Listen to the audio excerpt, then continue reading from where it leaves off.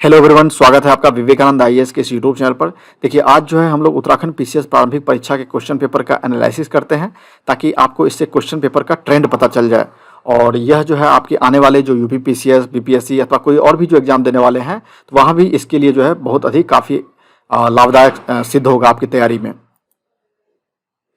देखिए, जब भी आप किसी भी एग्जाम की तैयारी करते हैं या कोई सा भी क्वेश्चन पेपर का एनालिसिस करते हैं तो सबसे पहले हमें ये देखना होता है कि कौन से सब्जेक्ट से जो पीसीएस की प्रारंभिक परीक्षा हुई है उसमें कौन से सब्जेक्ट से कितने कितने सवाल पूछे गए हैं। तो जनरली यहाँ पर हम लोग उत्तराखंड पीसीएस का तो देखेंगे, साथ ही हम लोग चर्चा इस बात का भी कर लेंगे कि आपको जब उत्तर प्रदेश का या बिहार का जो भी बीपीएससी या यूपी पीसीएस का एग्जाम देने वाले हैं तो उसके लिए आपको क्या पैटर्न फॉलो करना चाहिए। देखिए, फिलहाल आज जो है अभी हम उत्तराखंड का देखते हैं। तो कल जो प्रारंभिक परीक्षा का एग्जाम हुआ है तो उसमें हिस्ट्री के सेक्शन से लगभग 22 सवाल पूछे गए हैं। देखिए, और करंट अफेयर से जो है 25 क्वेश्चन पूछे गए हैं, ज्योग्राफी से 25 क्वेश्चन, पॉलिटी से 20 क्वेश्चन, इकोनॉमी से 19 क्वेश्चन, साइंस से 16 क्वेश्चन और यूके स्पेशल से 23 क्वेश्चन पूछे गए हैं। तो जब आप इस सब्जेक्ट में नंबर ऑफ क्वेश्चन को के पैटर्न को देखते हैं तो आप देखेंगे कि करंट अफेयर का 25 क्वेश्चन, इसी प्रकार का पैटर्न आपको यूपी पीसीएस में भी रहता है। ठीक है, अगर आप यूपी पीसीएस का एग्जाम देने वाले हैं। लेकिन यूपी पीसीएस में एक ये है कि जैसे उत्तराखंड स्पेशल का सवाल यहाँ पर जो है 23 क्वेश्चन पूछा गया है, बट यहाँ पे क्वेश्चन मुश्किल से जो है लगभग 4 या 5 क्वेश्चन ही यूपी पीसीएस में रहता है। बट अगर आप बीपीएससी की परीक्षा अगर देने वाले हैं तो वहाँ पर भी जो है लगभग 25 क्वेश्चन बिहार स्पेशल से सवाल रहता है। तो ये तो आपने देख लिया। तो सबसे पहले अगर आपका बेसिक अगर मजबूत रहे, यानी कि सिर्फ अगर हम करंट अफेयर को हटा दें, हिस्ट्री, देखिए हिस्ट्री हो गया, ज्योग्राफी, पॉलिटी, इकोनॉमी, ये एक मेजर पोर्शन हो जाता है। तो यहीं से आपके अधिकतम सवाल बन जाते हैं। और करंट अफेयर तो आपको पढ़ना ही पढ़ना पड़ेगा। ठीक है, तो history, geography, polity, economy, science, अगर आप यूपी पीसीएस या बीपीएससी का भी जो एग्जाम देने वाले हैं तो अपने जो आपका बेसिक है, बेसिक का मतलब यही हो गया, history, geography, polity, economy, science, ये बेसिक है सिलेबस का। तो आपको जो है इस टॉपिक को काफी अधिक मजबूत करना है। और आपके आने वाले पढ़ने का जो पैटर्न होना चाहिए एग्जाम के लिए, तो कोई भी एक सब्जेक्ट उठाइए और एक सब्जेक्ट के अलावे जो है एक करंट अफेयर का सेक्शन जो है पर डे के हिसाब से पढ़िए, तो आपके लिए जो है सफलता पाना आसान हो जाएगा। चलिए हम लोग पहले क्वेश्चन पेपर को देखते हैं, एक एक करके जितने भी क्वेश्चन पेपर होंगे उसके सॉल्यूशन को देखेंगे। देखिए, हम लोग जो है पहला सवाल को देखते हैं। जो पहला क्वेश्चन है, निम्नलिखित में से कौन सा देश अफ्रीका महाद्वीप में अवस्थित नहीं है। हमेशा आपको जब भी आप ज्योग्राफी पढ़ते हैं तो आपको एशिया का मतलब इंडियन ज्योग्राफी के साथ साथ वर्ल्ड ज्योग्राफी जो है उसका मैप आपको हमेशा ध्यान में रखना पड़ेगा। अगर आपका मैप क्लियर है तो देखिए आपके सवाल आसानी से बन जाएंगे। तो पहला सवाल क्या है कि निम्नलिखित में से कौन सा देश अफ्रीका महाद्वीप में अवस्थित नहीं है। इसका आंसर हो जाएगा गुयाना। इसका आंसर हो जाएगा पहले नंबर का गुयाना। हम लोग अगले सवाल की ओर देखते हैं कि संसार में सबसे लंबी पर्वतीय श्रृंखला कौन सा है। देखिए, दूसरे नंबर का जो क्वेश्चन है, संसार में सबसे लंबी धरातलीय पर्वत श्रृंखला कौन सा है, तो इसका आंसर हो जाएगा ये एंडीज पर्वत श्रृंखला। तीसरा क्वेश्चन देखते हैं, जहां पूर्वी घाट और पश्चिमी घाट मिलते हैं वहां कौन सी पहाड़ियां स्थित हैं, तो इसका हो जाएगा आंसर नीलगिरी पहाड़ी। जब भी आप ये देखिए, ये सब टॉपिक के जितने सवाल हैं यह सब आपको एनसीईआरटी में मिल जाएगा। ठीक है, ये आप एनसीईआरटी सीधा सीधा सवाल पूछा गया है। अब एक और देखते हैं, निम्नलिखित में से कौन सी जलधारा, जो चौथे नंबर का क्वेश्चन है, कौन सी जलधारा उत्तरी अटलांटिक महासागर में प्रवाहित नहीं होती है। इस बात को गौर करना जरूरी है, यहाँ क्या है, नहीं होती है। तो इसका आंसर हो जाएगा आपको बेंगुएला। देखिए, इसका आंसर ये हो जाएगा। तो जब आप ये भी आपको दिया हुआ है, कहाँ पे दिया हुआ है, तो जो 6th क्लास का जो एनसीईआरटी है ज्योग्राफी का, वहां पे दिया हुआ है धाराओं, अलग अलग धाराओं के बारे में। ठीक है, हम लोग 5वें नंबर का सवाल देखते हैं कि विश्व का दूसरा सबसे बड़ा द्वीप कौन सा है। 5वां नंबर का क्वेश्चन है, विश्व का दूसरा सबसे बड़ा द्वीप कौन सा है, तो उसका आंसर हो जाएगा न्यू गिनी। इसका आंसर हो जाएगा आपको ये न्यू गिनी हो जाएगा। 6ठे नंबर के क्वेश्चन को देखते हैं, कौन सा युग्म सही सुमेलित नहीं है। अब देखिए, मिलान करने के लिए दे दिया गया है, ये जो मिस्ट्रल, ये पवन का नाम है, मिस्ट्रल ठंडी पवन है। जब आप ज्योग्राफी पढ़ेंगे तो उसमें जो है ठंडी पवन, गर्म पवन, इस बात की चर्चा की गई है। ठीक है, और ये जो ठंडी पवन है तो इसका संबंध कौन से भाग से, कौन सा जो ज्योग्राफिकल लोकेशन उससे है, तो क्वेश्चन में क्या पूछा गया है, कौन सा युग्म सम्मिलित नहीं है, सवाल ये पूछा गया है। तो इसका आंसर जो हो जाएगा 6 का बी, इसका आंसर हो जाएगा आपको ये। कौन सा युग्म सही सम्मिलित नहीं है, तो ये बोरा और साइबेरिया जो है ये सम्मिलित नहीं है। बाकी ये भी सही है, ए सही है, बी सही है, सी ये डी सही है, लेकिन बी गलत है, ठीक है। लेकिन आंसर में क्या पूछा है कि कौन सा युग्म सही सम्मिलित नहीं है, तो इसका आंसर हो जाएगा बोरा साइबेरिया। चलिए 7वें नंबर का क्वेश्चन देखते हैं कि निम्नलिखित में कौन विश्व की दूसरी सबसे लंबी नदी है। सवाल क्या पूछा गया है, कौन विश्व की दूसरी सबसे लंबी नदी है, तो इसका आंसर हो जाएगा अमेजन। देखिए 7वें नंबर का क्वेश्चन, और प्रत्येक साल जो है जब आप क्वेश्चन पेपर देखेंगे तो नदी से सवाल 1 या 2 सवाल रहता ही रहता है। देखिए नदी से एक सवाल ऊपर पूछा जा चुका है, नदी से सवाल यहाँ भी पूछा गया है। 11 नंबर का जो क्वेश्चन है, कौन सी नदी सतलुज की सहायक नदी नहीं है। और चलिए 8 नंबर का पहले क्वेश्चन देख लेते हैं कि निम्नलिखित में से कौन कायांतरित चट्टान का उदाहरण नहीं है, तो इसका आंसर हो जाएगा आपको डोलोमाइट, यह आंसर हो जाएगा। कौन सा पठार, 9वें नंबर क्वेश्चन देखते हैं, कौन सा पठार अरावली और विंध्य पर्वत श्रेणियों के मध्य स्थित है, इसका आंसर हो जाएगा आपको मालवा।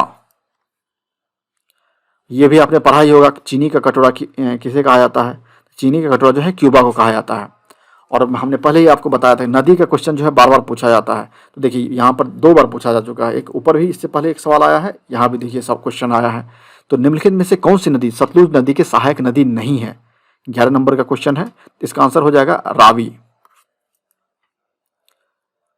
और ये एनसीईआरटी का एक स्टेटमेंट यहाँ पर दिया हुआ है कि निम्नलिखित में से किसने कहा था कि वनस्पति जलवायु का सही मापदंड है, तो इसका आंसर हो जाएगा ये कोपेन।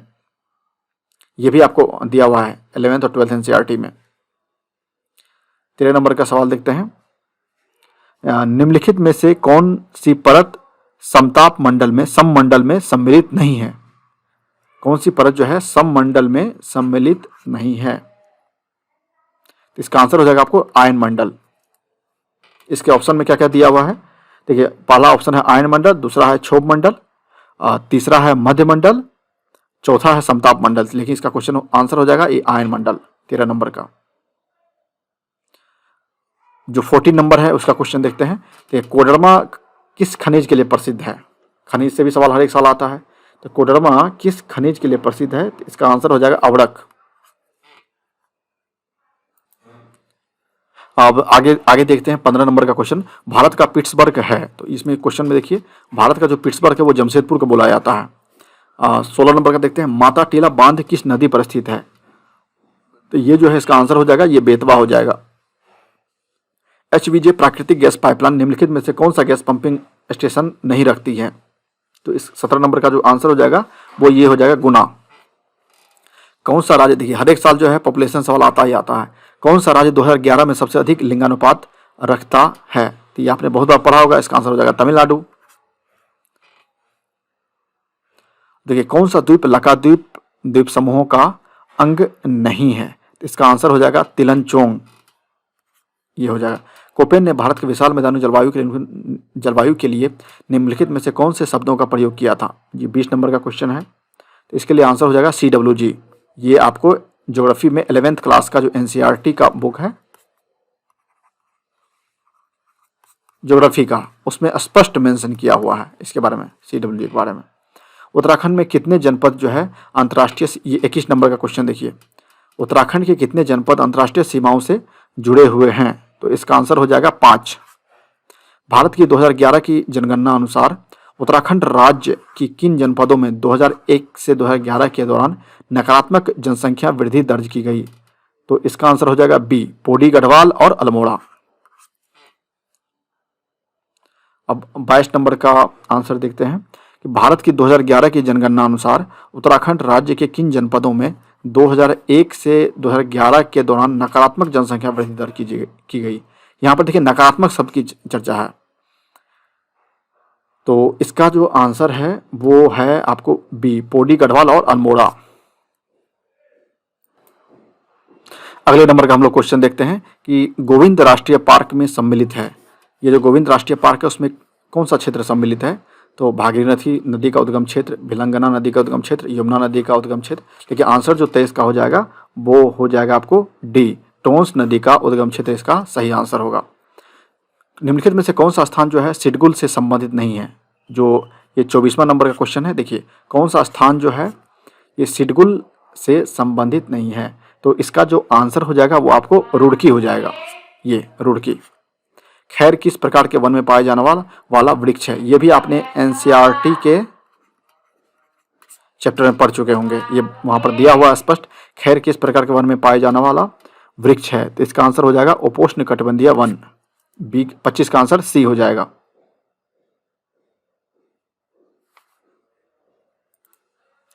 अब हम लोग आगे देखते हैं 26 नंबर का क्वेश्चन। यदि किसी पंचायत को भंग किया जाता है तो उसके चुनाव डैश कितने माह के भीतर हो जाने चाहिए? तो इसका आंसर बहुत आसान है, ये 6 माह में हो जाना चाहिए।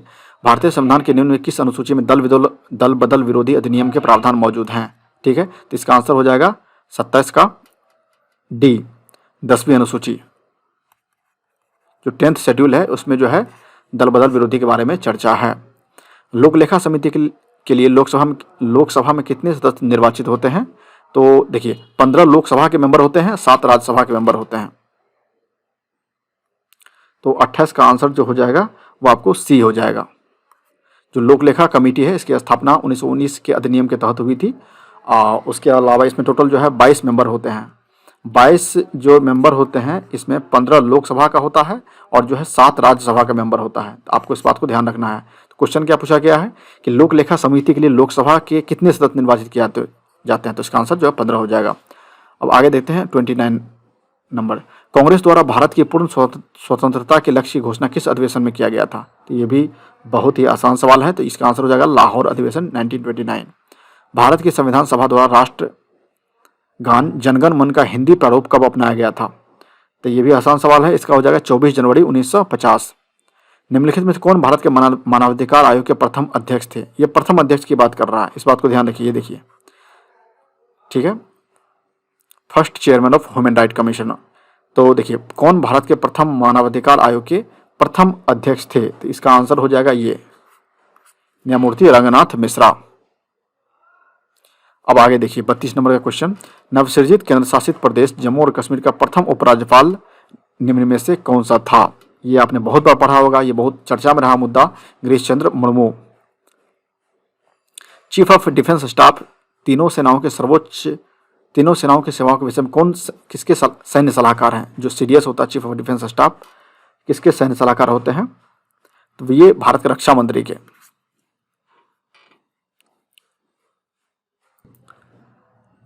आगे का सवाल देखिए, ये भी बहुत आसान सवाल है कि अंतर्राष्ट्रीय श्रम संगठन की स्थापना कब हुई थी? जो ILO है, जो इंटरनेशनल लेबर ऑर्गेनाइजेशन है, इसकी स्थापना कब हुई थी? इसकी स्थापना 1919 में हुई थी। देखिए ये क्वेश्चन जो है आपको UPPCS में भी इससे पहले पूछा जा चुका है।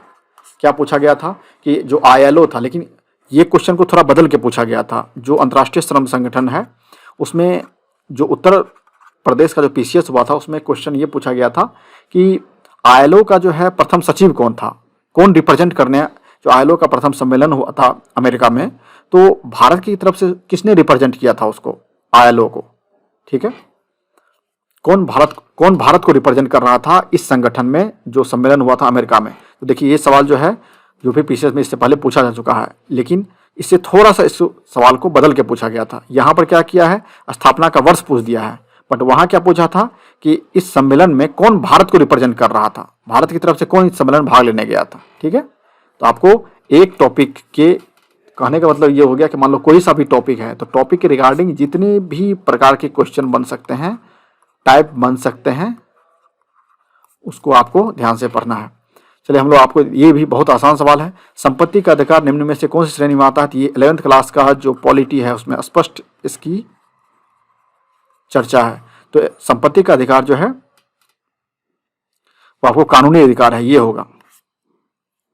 कौन क्षेत्रीय परिषद की जो है अध्यक्षता करता है? तो ये बहुत आसान सवाल है, भारत का गृह मंत्री। भारत में सार्क शिखर सम्मेलन सर्वप्रथम किस वर्ष जो है आयोजित किया गया था? क्या क्वेश्चन क्या पूछा है कि भारत में सार्क शिखर सम्मेलन सर्वप्रथम किस वर्ष आयोजित किया गया था? तो इसका आंसर हो जाए 1986 में। कौन संवैधानिक संशोधन भारत में पिछड़ी जातियों के राष्ट्रीय आयोग के गठन से संबंधित है? तो ये बहुत बार चर्चा में रहा है, ये आपने बहुत बार पढ़ा भी होगा। देखिए, जो इसका आंसर होगा 39 नंबर का ओबीसी कमीशन का, तो उसका आंसर हो जाएगा ये 102वां संवैधानिक संशोधन। हम लोग आगे देखते हैं कि राज्य विधान परिषद के सदस्य का कार्यकाल कितना होता है। ये भी बहुत आसान सवाल है, तो इसका आंसर हो जाएगा 6 वर्ष। चलिए हम लोग स्पीडली अब देखते हैं 41 नंबर। जो 41 नंबर का सवाल है कि भारत द्वारा पहले प्रयोग नीति, पहले प्रयोग नहीं, नो फर्स्ट यूज पॉलिसी, जो न्यूक्लियर वेपन्स होते हैं, जो हथियार हैं, उसके पहले प्रयोग नहीं, नो फर्स्ट यूज पॉलिसी को प्रथम नाभिकीय नीति अपनाते समय भारत के प्रधानमंत्री कौन था? ठीक है, तो पहले प्रधानमंत्री थे अटल बिहारी वाजपेयी। ये भी आसान सवाल है, क्यों? क्योंकि मनमोहन सिंह तो होंगे ही नहीं, इंदिरा गांधी भी नहीं होगी, क्योंकि न्यूक्लियर वेपन्स उस समय हमारे पास थे नहीं, तो आंसर यही होगा। निम्नलिखित में से किस दिन भारत में नागरिक सेवाएं दिवस, जो सिविल सर्विसेज डे है, वो मनाया जाता है? तो इसका आंसर हो जाएगा ये 21 अप्रैल। केंद्रीय सूचना आयोग की स्थापना किस वर्ष हुई थी? ये बहुत आसान सवाल है, इसका आंसर हो जाएगा आपको 2005। वायु प्रदूषण जो वायु अधिनियम है किस वर्ष बना था? तो ये भी आसान सवाल है, इसका आंसर हो जाएगा आपको 1981। आगे हम लोग देखते हैं कि किस वर्ष लोकसभा में महिला सांसदों की संख्या न्यूनतम थी? इस क्वेश्चन में देखिए, आसान सवाल है, इसका आंसर हो जाएगा 1977। निम्नलिखित में से किसे संसद की कार्यवाहियों में भाग लेने का अधिकार प्राप्त है? यह भी आसान सवाल है, इसका आंसर हो जाएगा भारत का महान्यायवादी, अटॉर्नी जनरल। जो उत्तरांचल अधिनियम निम्नांकित में से किस वर्ष में अस्तित्व में आया? तो इसका आंसर हो जाएगा ये 2006। देखिए, उत्तराखंड राज्य निम्न में से किस तिथि को अस्तित्व में आया है? तो इसका आंसर हो जाएगा 9/11/2001। ये 9/11/2000, ये ए नंबर का हो जाएगा, ए ऑप्शन। 49वां नंबर है, निम्न में से उत्तराखंड का वह कौन सा मुख्यमंत्री था जिसने विधानसभा में गैरसैंण को ग्रीष्मकालीन राजधानी बनाने की घोषणा की? तो ये हो जाएगा त्रिवेंद्र सिंह रावत। औपनिवेशिक कुमायूं और गढ़वाल के निम्नांकित में से किस कमिश्नर ने राजस्व प्रणाली का प्रारंभ किया? तो इसका आंसर हो जाएगा, हम लोग आगे देखते हैं कि उत्तराखंड से कितने लोकसभा सांसद निर्वाचित होते हैं? तो इसका आंसर हो जाएगा आपको 5। टोबिन टैक्स लगाया जाता है, ये किस पे लगाया जाता है? तो टोबिन टैक्स जो है ये विदेशी विनिमय लेन देन पर लगाया जाता है। ये भी आसान सवाल है। भारत में कृषि उत्पादों के बाजार को कौन विनियमित करता है? तो ये आपको जो है इसका ऑप्शन हो जाएगा बी। 54 नंबर का देखते हैं, निम्नलिखित में से कौन सा कथन राष्ट्रीय विकास परिषद के संबंध में सही नहीं है? तो इसका आंसर हो जाएगा यह एक वैधानिक निकाय है, ये जो है सही नहीं है।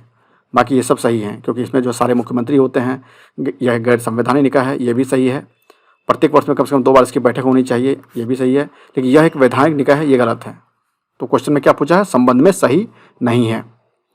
55 नंबर का क्वेश्चन देखते हैं, 11वीं पंचवर्षीय योजना में प्रतिपादित समावेशी विकास में निम्नलिखित में क्या शामिल नहीं था? देखिए, आपको जब भी आप इकोनॉमिक्स पढ़ते हैं तो पंचवर्षीय योजना आपको पूरा का पूरा पता होना चाहिए। पहला से लेकर अब तक का जितने भी हुए हैं पंचवर्षीय योजना, उसका मुख्य विषय क्या था, उसमें कौन कौन से टॉपिक सम्मिलित थे, कौन सम्मिलित नहीं है। तो देखिए, इसका आंसर जो 55 का हो जाएगा वो आपको हो जाएगा डी, पूंजी बाजार को मजबूत करना। 11वीं पंचवर्षीय योजना में प्रतिपादित समावेशी विकास में निम्नलिखित में से क्या शामिल नहीं था? ठीक है, यानी कि गरीबी को घटाना, लैंगिक असमानता, रोजगार के अवसर, ये सम्मिलित था, ये सम्मिलित नहीं था। IMF के बारे में क्या सही है? ठीक है, ये IMF के बारे में है। हमेशा इकोनॉमिक्स में जो है ऑर्गेनाइजेशन से भी एक या 2 सवाल आते हैं, चाहे वर्ल्ड बैंक हो, IMF हो या वर्ल्ड इकोनॉमिक फोरम हो। ठीक है, देखिए 56 नंबर का जो आंसर हो जाएगा वो आपको सी हो जाएगा। अंतर्राष्ट्रीय मुद्रा कोष के बारे में क्या सही है? तो यह सिर्फ सदस्य देशों को कर्ज देता है। ठीक है, जो इसका मेंबर नहीं है उसको ये कर्ज लोन नहीं देता है। 57 नंबर का देखते हैं, एक मुद्रा के मूल्य में वृद्धि दूसरे की तुलना में है। इसका आंसर हो जाएगा मल्टीप्लायर, सी हो जाएगा ऑप्शन इसका। देखिए 58 नंबर का जो क्वेश्चन है इसमें क्या है, निम्नलिखित में से कौन सा कथन सही है? जो 58 नंबर का क्वेश्चन हो जाएगा उसका आंसर हो जाएगा आपको ये बी। ठीक है, 59 नंबर का देखते हैं, 1991 के आर्थिक सुधार के बाद भारतीय अर्थव्यवस्था में निम्न में से क्या परिवर्तन हुआ है? जो 59 का आंसर हो जाएगा वो आपको डी हो जाएगा। जीडीपी में कृषि का हिस्सा बढ़ा है, ये बिल्कुल सही बात है, जीडीपी में बढ़ा है। एफडीआई का जो है, देखिए ये जो क्वेश्चन है 1991 के आर्थिक सुधार के बाद भारतीय अर्थव्यवस्था में क्या परिवर्तन हुआ है, तो ये ए ऑप्शन नहीं होगा। ठीक है, जीडीपी में कृषि का हिस्सा बहुत बढ़ा है, नहीं, जीडीपी में पहले कृषि का हिस्सा ज़्यादा था, लेकिन दिन ब दिन क्योंकि जो हमारा जो इकोनॉमी का सेक्टर है वो प्राइमरी सेक्टर, सेकेंडरी, ठीक है, और तीसरा है टर्शियरी, यानी कि हमारी अर्थव्यवस्था को जो 3 भागों में बांटा जाता है, प्राथमिक, द्वितीयक, तृतीयक, तो ये जो कृषि का भाग आता है वो प्राथमिक क्षेत्र में आता है। आप देखेंगे कि हमारे जीडीपी के हिस्से में जो टर्शियरी सेक्टर, जो तीसरा क्षेत्र है, इसका हिस्सा सबसे ज़्यादा है, तो कृषि का हिस्सा दिन ब दिन जो है कम होते जा रहा है, तो ये तो बिल्कुल नहीं होगा। तो इसका आंसर जो होगा ये बी और सी होगा। क्यों? क्योंकि एफडीआई का अंतर प्रवाह बढ़ गया है, ये बात सही है। विदेशी विनिमय कोष में वृद्धि हुई, ये भी सही है, तो इसका आंसर ऑप्शन हो जाएगा डी। एक और ऑप्शन देखते हैं, 60 नंबर का क्वेश्चन देखते हैं। स्वीट इक्विटी शेयर निम्नलिखित में से किसे आवंटित किए जाते हैं? तो स्वीट इकोनॉमी शेयर जो है कंपनी के कर्मचारियों को आवंटित किए जाते हैं, डी नंबर का ऑप्शन हो जाएगा। आगे हम लोग 61 नंबर का क्वेश्चन देखते हैं कि राष्ट्रीय खाद्य सुरक्षा मिशन की शुरुआत किन वस्तुओं के उत्पादन को बढ़ाने के लिए किया गया था? क्वेश्चन क्या है? राष्ट्रीय खाद्य सुरक्षा मिशन की शुरुआत किन वस्तुओं के उत्पादन को बढ़ाने के लिए किया गया था? तो इसका आंसर हो जाएगा डी, यह सभी, गेहूं, चावल, दाल, तीनों। अब एक क्वेश्चन ये है कि भारत में किस प्रकार की कर प्रणाली अपनाई जाती है? देखो, टैक्सेशन सिस्टम भारत में किस प्रकार का है? तो भारत में जो है प्रोग्रेसिव टैक्सेशन है। प्रोग्रेसिव टैक्सेशन मतलब ये होता है कि भारत में जिसके पास जितना अधिक पैसा होगा, मान लो किसी के पास है 1 करोड़ रुपए है, तो वो उतना ही अधिक रुपया टैक्स पे करेगा, और किसी के पास मान लो 10 लाख रुपए है, या किसी के पास मान लो 5 लाख रुपया है, तो 5 लाख रुपया भारत में कम टैक्स पे करता है, उससे ज़्यादा जो है 10 लाख रुपये करता है। ठीक है, तो जिसका इनकम जितना ज़्यादा होगा वो उतना अधिक टैक्स पे करता है। क्वेश्चन है 63 नंबर का, निम्न में से कौन सी योजना रोलिंग प्लान कही जाती है? तो रोलिंग प्लान का जो ऑप्शन हो जाएगा इसका हो जाएगा छठी योजना। निम्नलिखित में से कौन सा कथन सही है? 64 नंबर का, तो देखो एनएनपी बराबर ये है जीएनपी। एनएनपी होता है नेट नेशनल प्रोडक्ट, जीएनपी होता है ग्रॉस नेशनल प्रोडक्ट। देखो एनएनपी बराबर क्या है? जीएनपी माइनस घिसावट व्यय, तो इसका ये ऑप्शन सही है बिल्कुल। और एनएनपी बराबर जीडीपी प्लस ये विदेशों से प्राप्त शुद्ध आय, इसको एनएफआई भी कहते हैं। एनएफआई कहते हैं नेट फैक्टर अब्रॉड, जो नेट फैक्टर होता है उसका।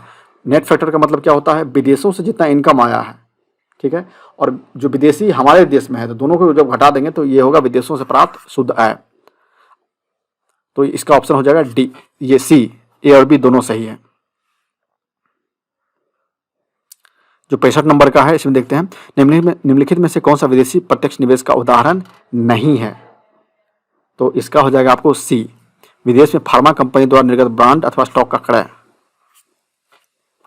विश्व व्यापार संगठन के निम्नलिखित में से सभी कारणों से कभी कभी आलोचना की जाती है सिवाय इसके कि इसका आंसर क्या होगा? इसका यह उत्पादों की गुणवत्ता के ऊपर स्वतंत्र व्यापार का समर्थन करता है।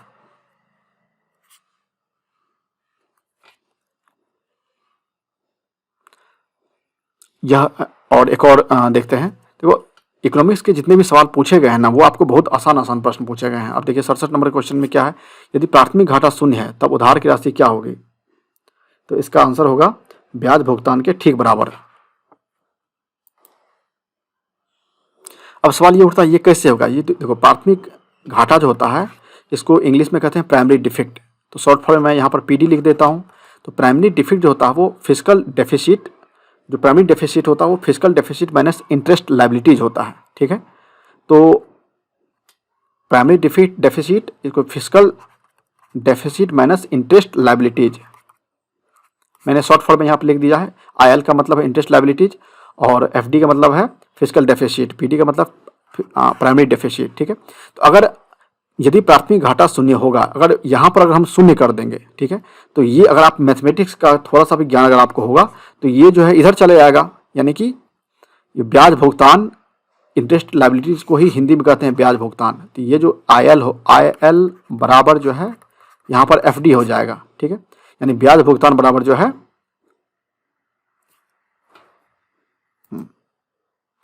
तो इसका आंसर हो जाएगा आपको C।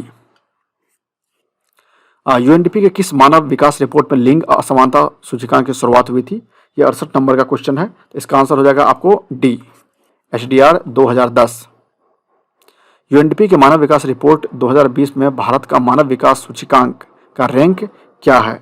तो इसका जो आपको आंसर है वो है 131। तो हम लोग उत्तर को जो है स्पीडली देखते हैं। निम्नलिखित में से किस वर्ष में MSME का वर्गीकरण किया गया था? ठीक, तो इसका जो वर्गीकरण किया गया था इसका आंसर हो जाएगा ये 2020 हो जाएगा। गिल्ट इन सिक्योरिटीज क्या कहलाती है? तो इसका आंसर हो जाएगा सरकारी प्रतिभूतियां, गवर्नमेंट सिक्योरिटीज। जो बहुपक्षीय विनियोग गारंटी अभिकरण है MIGA, इसका संबंध किससे है? तो इसका जो है वर्ल्ड बैंक से। आपने पढ़ा होगा जो वर्ल्ड बैंक है इसमें अलग अलग इसको 5 भागों में बांटा गया है। जो वर्ल्ड बैंक है इसको टोटल 5 भागों में बांटा गया है। इस पर थोड़ा डिटेल से चर्चा बाद में करेंगे, लेकिन इसका अभी समय थोड़ा वीडियो थोड़ा ज़्यादा लंबा हो जाएगा, इसलिए अभी सिर्फ आंसर देख लेते हैं कि मिगा का संबंध किससे है? तो वर्ल्ड बैंक ग्रुप से। वस्तु में सेवा कर द्वारा निम्नलिखित में से किस कर को समाप्त किया गया था? तो ये जो वैट है, मूल्य संवर्धित का वैल्यू एडेड टैक्स, ठीक है, इसको खत्म किया गया था। निम्नलिखित में से कौन सा प्रतिष्ठान उत्तराखंड में स्थित नहीं है? ये है HAL। हम लोग अब आगे देखते हैं। जो 75 नंबर का क्वेश्चन है, उत्तराखंड में वैट किस वर्ष से प्रारंभ किया गया था? देखिए, उत्तराखंड में जो वैट है वो आपको 2005 से प्रारंभ किया गया था। इसका आंसर D हो जाएगा। उत्तराखंड के कितने पर्वतीय जिलों में वर्ष 2020-21 में चाय विकास कार्यक्रम संचालित किया गया? तो इसका जो आंसर हो जाएगा, अब हम लोग जो है इसका आंसर देखते हैं 77 नंबर का। उत्तराखंड में निम्नलिखित में से किस प्रकार के बैंकों की संख्या 2020-21 में न्यूनतम थी? जो राष्ट्रीयकृत बैंक है, क्षेत्रीय है, निजी बैंक है, जिला सहकारी बैंक है। तो इसका जो आंसर हो जाएगा वो डिस्ट्रिक्ट कोऑपरेटिव बैंक। देखिए, कोऑपरेटिव बैंक से सवाल UPSC के PT में पूछा जा चुका है। तो आपको जो है बैंक का जब सेक्शन पढ़ेंगे तो हर एक टॉपिक पढ़िए। जो कमर्शलाइज बैंक हैं, प्राइवेट बैंक हैं, जो फाइनेंस बैंक है, स्मॉल फाइनेंस बैंक जो खुल रहे हैं, पेटीएम बैंक, पेमेंट बैंक जो खुल रहे हैं, सबका आपको नॉलेज होना चाहिए। अनुवांशिकी विज्ञान यानी जेनेटिक्स का पिता किसे माना जाता है? तो इसका आंसर होगा ये आपने पढ़ा होगा बायोलॉजी में। रामसर साइट क्या है? जो आर्द्रभूमि है। उसके बाद देखिए, रसायन शास्त्र का नोबेल पुरस्कार किसको प्रदान किया गया है? तो इसका आंसर हो जाएगा C, बेंजामिन लिस्ट और डेविड मैकमिलन को दिया गया है।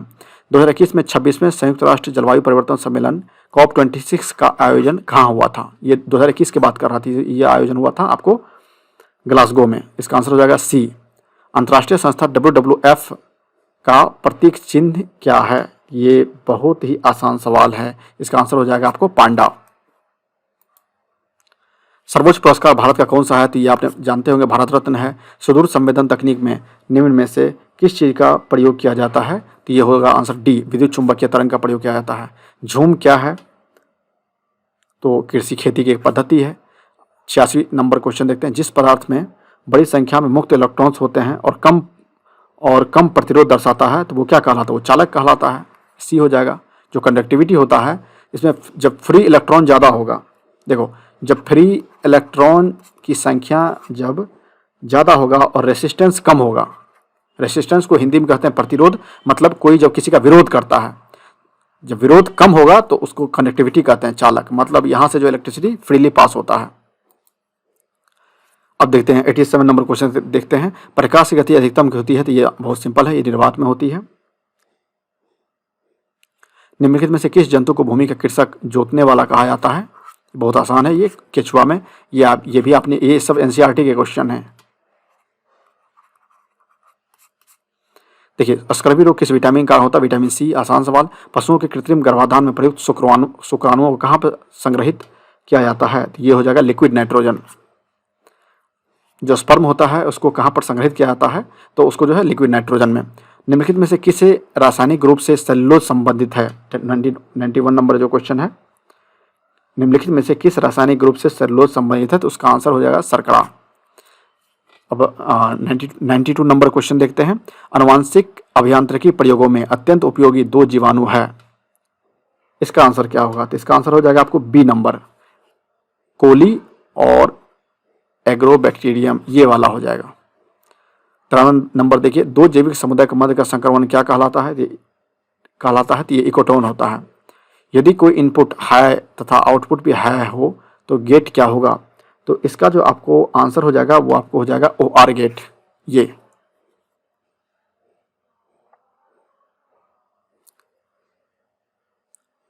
जो 95 में है, दिए गए लॉजिक सर्किट का आउटपुट C कौन सा है?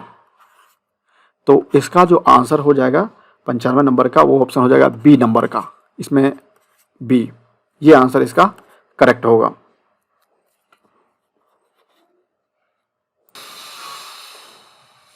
OSI रेफरेंस मॉडल की किस लेयर पर IP एड्रेस का प्रयोग होता है?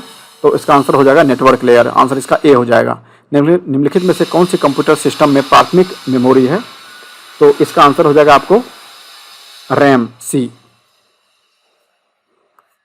कौन से कंप्यूटर सिस्टम में प्राथमिक मेमोरी? तो इसका आंसर सी हो जाएगा। CPU में कंट्रोल यूनिट का कार्य निम्न में से कौन सा है?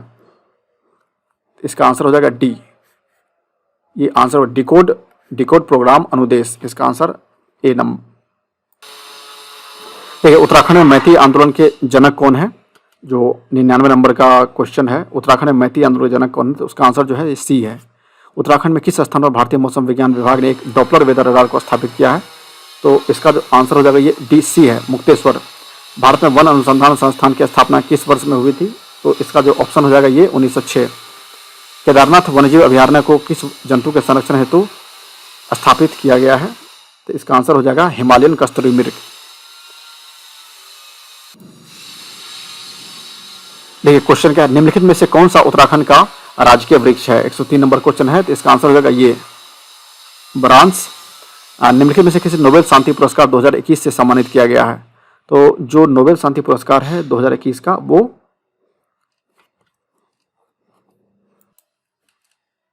इसका आंसर हो जाएगा आपको ए। अन्नपूर्णा पर्वत पर चढ़ने वाली प्रथम भारतीय महिला कौन है?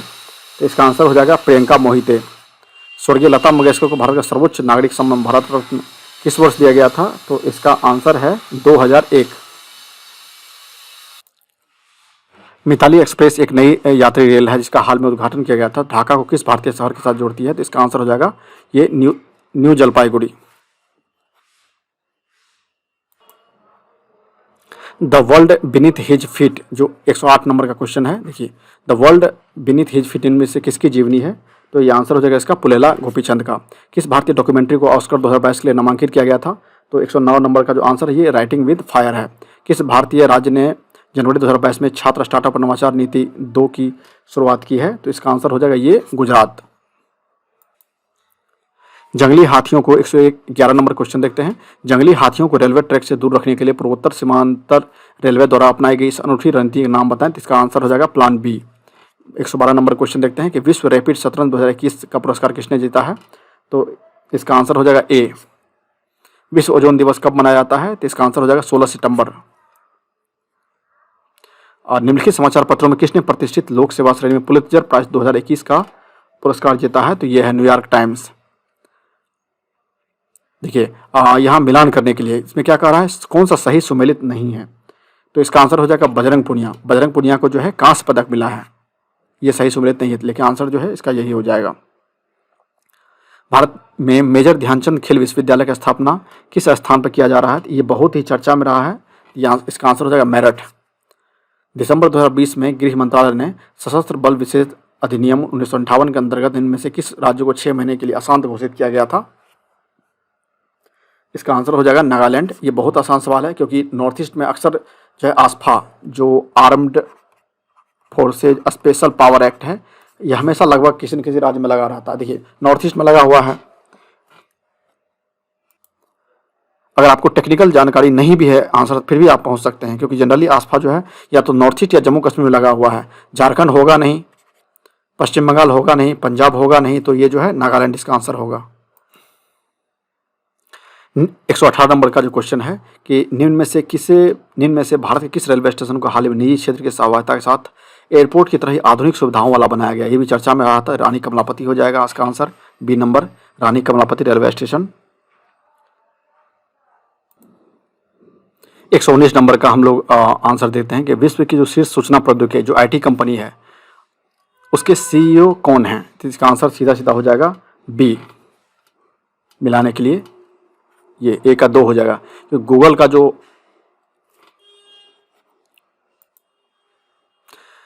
का जो सीईओ है वो ये सुंदर पिचाई है।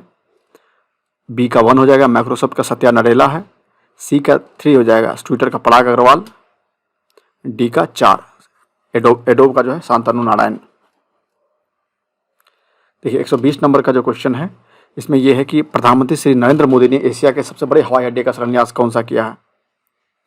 इसका हो जाएगा नोएडा अंतर्राष्ट्रीय हवाई अड्डा जेवर इंटरनेशनल एयरपोर्ट बहुत चर्चा में रहा है, बार बार न्यूज में आया है। ये प्रसिद्ध गंगा सागर मेला निम्न में से किस भारतीय राज्य में आयोजित किया जाता है? गंगा सागर मेला ये पश्चिम बंगाल।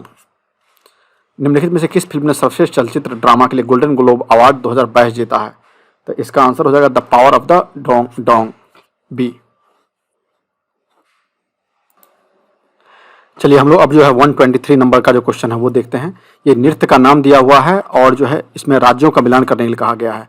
तो मिलाने का जो सबसे शानदार ट्रिक ये है कि ये जो कथक है, ये कथक इसका हो जाएगा उत्तर प्रदेश। देखिए बी का जो 1 हो जाएगा, इसका आंसर जो होगा 123 का वो सी होगा। ठीक है, सी। तो आपको मिलाने का जो ट्रिक मैंने पहले बताया था, कथक का जो है सीधा उत्तर प्रदेश हो जाएगा। तो बी का देखिए 1 कौन सा है, एक हमको जानकारी अगर है बी का 1, तो बी का 1 जैसे ही पता चला ये है, इसका मतलब आंसर जो है सीधा सीधा तुरंत सी हो जाएगा, यानी कि कथक उत्तर प्रदेश में है। तो इसका आंसर सी, कथक उत्तर प्रदेश में है। उसके अलावा जो भरतनाट्यम है वो तमिलनाडु से संबंधित है, जो कुचिपुड़ी है उसका संबंध आंध्र प्रदेश से है, और जो मोहिनी अट्टम है उसका संबंध जो है वो केरला से है। अब हम लोग 124 नंबर का क्वेश्चन देखते हैं कि ऋग्वेद के सर्वाधिक मंत्र किस वैदिक देवता को समर्पित हैं? इसको याद करने का ट्रिक है कि IAV, इंद्र, अग्नि, वरुण। इसका आंसर हो जाएगा इंद्र। जब आप अर्ली वैदिक और लेटर वैदिक पढ़ेंगे तो आप ये देखेंगे कि ऋग्वेदिक में विष्णु जो भी देवता होते थे, अलग अलग देवता होते थे, उसका क्रम होता था। टॉप 1 नंबर 1 पे कौन सा है, 2 पे कौन सा है, 3 पे कौन सा है। ठीक है, उसी तरह जो जब आप लेटर वैदिक में जाएंगे तो उसमें भी अलग अलग हो जाता है। तो जो इंद्र है, अग्नि है, वरुण है, इंद्र, अग्नि, वरुण, ये आपको ऋग्वेदिक में था। और जब आप लेटर वैदिक में जाएंगे तो PVR ऐसे याद रखिए। इसको याद करने का मैं शॉर्टकट ट्रिक बता रहा हूँ। PVR पशुपति, विष्णु और रुद्रा, ऐसे याद कीजिएगा। ये लेटर वैदिक का है, यानी कि उत्तर वैदिक काल का। चलो हम लोग आगे देखते हैं 125 नंबर क्वेश्चन। निम्नलिखित में से किस स्थान पर प्रथम जैन परिषद का आयोजन किया गया था? तो ये बहुत आसान सवाल है, ये है पाटलिपुत्रा। निम्नलिखित में से किस नाटक की रचना हर्षवर्धन द्वारा किया गया था? तो बहुत आसान सवाल ये भी है, यह है प्रियदर्शिका। हर्षवर्धन ने बहुत सारी पुस्तकें लिखी थी, जैसे प्रियदर्शिका, रत्नावली, नागानंद, इस टाइप से बहुत सारी किताबें थी जो हर्षवर्धन के द्वारा लिखा गया था। ठीक है, ये जो कादम्बरी पुस्तक है ये बाणभट्ट ने लिखा था। देखो निम्नलिखित में से कौन सा राजवंश, 127 नंबर क्वेश्चन देखते हैं, ये वाला क्वेश्चन। निम्नलिखित में से कौन सा राजवंश महिला शासक रुद्रदमा देवी से संबंधित है? इसका आंसर हो जाएगा काकतीय राजवंश। लीलावती का लेखक भास्कर द्वितीय क्या था? तो इसका आंसर हो जाएगा गणितज्ञ। ये भी आपको, ये दोनों क्वेश्चन आपको NCERT के पुस्तक में दिया हुआ है। कहाँ पे दिया हुआ है? तो NCERT का 11th का जो कल्चर का बुक है NCERT का, उसमें दिया हुआ है, आर्ट एंड कल्चर, उसमें दिया हुआ स्पष्ट। वह धार्मिक पुस्तक जिसमें कृषि कर्म की विभिन्न अवस्थाओं का वर्णन मिलता है। तो इसका ये जो सवाल है कि वह धार्मिक पुस्तक जिसमें कृषि कर्म की 8 विभिन्न अवस्थाओं का वर्णन मिलता है, तो ये जो 129 नंबर का क्वेश्चन है इसका आंसर हो जाएगा मिलिंद पन्हो। ठीक है, मिलिंद पन्हो एक ऐसी पुस्तक जिसमें कृषि कर्म की 8 विभिन्न अवस्थाओं का वर्णन मिलता है। 130 नंबर क्वेश्चन देखते हैं। शक क्षत्रप काल में सोने चांदी के सिक्कों का अनुपात क्या था? इसका आंसर हो जाएगा आपको 1:35, सी नंबर का हो जाएगा। गधैया क्या था, तो इसका आंसर हो जाएगा आपको ए, सिक्का था ये। ये किससे संबंधित था, जो उदयनजीरल किस वन से संबंधित था, तो इसका आंसर हो जाएगा आपको ए, ये चेर वन से संबंधित था। निम्नलिखित में से किस राष्ट्रकूट शासक ने एलोरा के कैलाश मंदिर का निर्माण करवाया था, तो इसका आंसर हो जाएगा, बहुत आसान सवाल, ये कृष्ण प्रथम।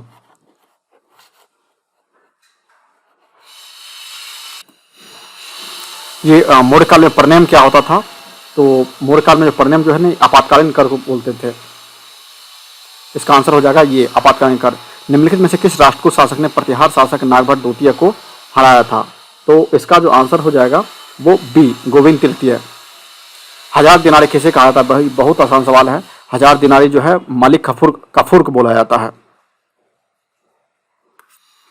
और एक और 137 नंबर का जो क्वेश्चन है वो है, निम्नलिखित में से कौन इल्तुतमिश का प्रतिद्वंदी नहीं था। जो इल्तुतमिश का, इसमें ऑप्शन है, एक ताजुद्दीन यल्दुज, दूसरा है नासरुद्दीन कुबाचा, तीसरा है अली मर्दान और चौथा है मलिक अल्तुनिया। तो इसका जो आंसर है कि निम्नलिखित में से कौन इल्तुतमिश का प्रतिद्वंदी नहीं था, तो आंसर हो जाएगा इसका ये अली मर्दान। बाकी सब लोग प्रतिद्वंदी थे, यल्दुज, कुबाचा, अल्तुनिया। विजयनगर काल में दक्षिण भारतीय किस नृत्य परंपरा का पहली बार विकास हुआ था, इसका आंसर हो जाएगा आपको यक्षगान। निम्नलिखित में से किसने खजान और फुतूह नामक पुस्तक की रचना की है, ये दिल्ली सल्तनत का सवाल है, बहुत आसान सवाल है, अमीर खुसरो। निम्नलिखित में से कौन नूरजहां जुंटा का सदस्य नहीं था, तो इसका आंसर हो जाएगा ये जुंटा का सदस्य खुर्रम नहीं था। खुर्रम का जो दूसरा नाम था वो शाहजहां ही था, शाहजहां के बचपन का नाम जो है खुर्रम बोला जाता था। निम्नलिखित में से कौन कैबिनेट मिशन का सदस्य नहीं था, तो इसका आंसर हो जाएगा ये जॉन साइमन। भारत में वित्तीय विकेंद्रीकरण का किसने प्रारंभ किया था, तो इसका आंसर हो जाएगा लॉर्ड मेयो। गंगाराम तथा खीमदेव नामक दो भाई किस आंदोलन के दौरान शहीद हुए थे, तो इसका आंसर हो जाएगा डी, भारत छोड़ो आंदोलन। राजा राम मोहन राय की प्रसिद्ध कृति गिफ्ट टू मोनोथेइस्ट किस भाषा में लिखी गई थी, तो इसका आंसर हो जाएगा ये फारसी। अब 145 नंबर क्वेश्चन देखते हैं कि 1929 में महात्मा गांधी ने किस स्थान पर अनासक्ति योग के अनुवाद का कार्य पूर्ण किया था, इसका आंसर हो जाएगा ये कौसानी। देखिए कौसानी है, अल्मोड़ा है, नैनीताल है, रानीखेत है, तो ये कौसानी इसका आंसर हो जाएगा। भारतीय संघ में विलय के समय टिहरी राज्य का राजा कौन था, तो इसका आंसर हो जाएगा मानवेंद्र शाह। देखिए टिहरी रियासत के प्रथम नरेश कौन थे, 147 नंबर का क्वेश्चन है। तो प्रथम नरेश जो टिहरी रियासत का था वो सुदर्शन शाह था। कालू महरा संबंधित है, कालू महारा संबंधित है, तो इसका ऑप्शन हो जाएगा ये 1857 के विद्रोह से। ऑप्शन क्या है, कुली बेगार आंदोलन, 1857 का विद्रोह, डोला पालकी आंदोलन, और चौथे नंबर का जो ऑप्शन है वो है चिपको आंदोलन। तो इसका आंसर हो जाएगा लेकिन 1857 का विद्रोह।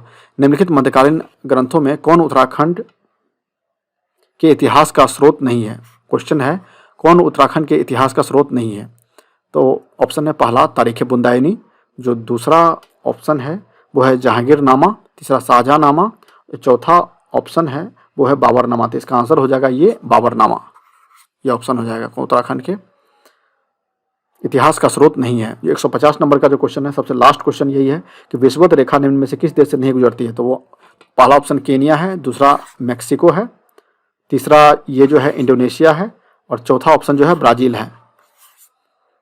ठीक है, तो जो दूसरा ऑप्शन है मैंने पहले ही चर्चा कर दिया, ऑप्शन कौन सा है, ए में केनिया है, दूसरे में मैक्सिको है, तीसरे में इंडोनेशिया है, चौथे में ब्राज़ील है। तो इसका क्वेश्चन क्या पूछ रहा है कि विषुवत रेखा निम्न में से किस देश से नहीं गुजरती है। तो इसका आंसर हो जाएगा मैक्सिको। तो देखिए हमने जो है 150 क्वेश्चन जितने भी थे, लगभग जो टोटल 150 क्वेश्चन थे यूपी पीसीएस में, जो तो उत्तराखंड पीसीएस में जो भी 150 क्वेश्चन पूछे गए हैं उसका हमने बारी बारी से